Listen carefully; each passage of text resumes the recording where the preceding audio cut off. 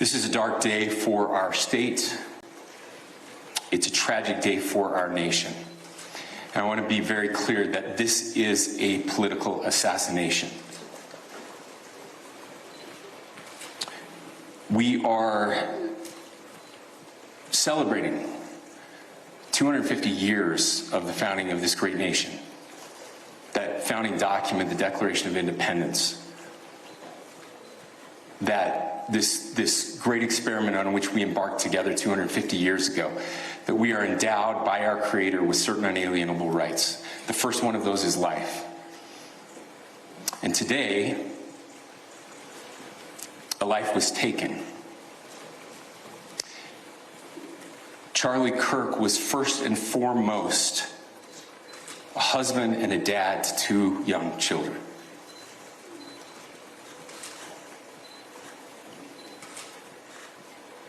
He was also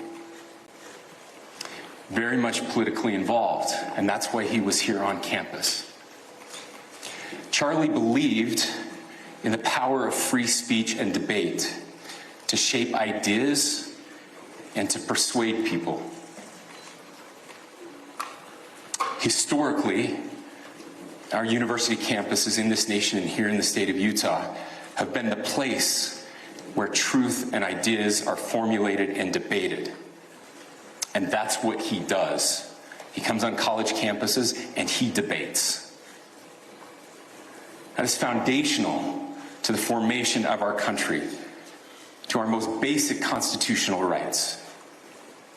And when someone takes the life of a person because of their ideas or their ideals, then that very constitutional foundation is threatened. Now, we have a person of interest in custody. The investigation is ongoing. But I want to make it crystal clear right now, to whoever did this, we will find you. We will try you. And we will hold you accountable to the furthest extent of the law. And I just want to remind people that we still have the death penalty here in the state of Utah.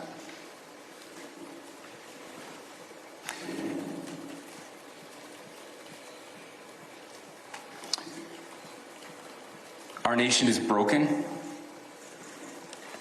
We've had political assassinations recently in Minnesota. We had an attempted assassination on the governor of Pennsylvania.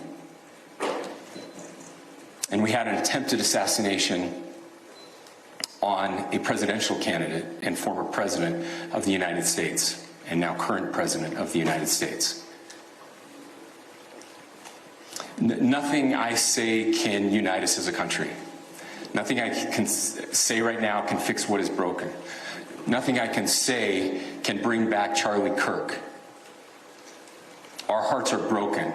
We mourn with his wife, his children, his family, his friends. We mourn as a nation. If anyone in the sound of my voice celebrated even a little bit at the news of this shooting, I would beg you to look in the mirror and to see if you can find a better angel in there somewhere. I don't care what his politics are. I care that he was an American.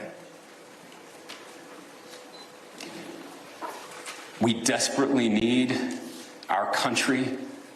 We desperately need leaders in our country. But more than the leaders, we just need every single person in this country to think about where we are and where we want to be. To ask ourselves, is this it? Is this what 250 years has wrought on us? I pray that that's not the case. I pray that those who hated what Charlie Kirk stood for will put down their social media and their pens and pray for his family, and that all of us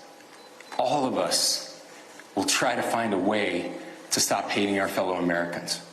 We thank you for watching, and remember, stay updated on breaking news and top stories on the NBC News app or watch live on our YouTube channel.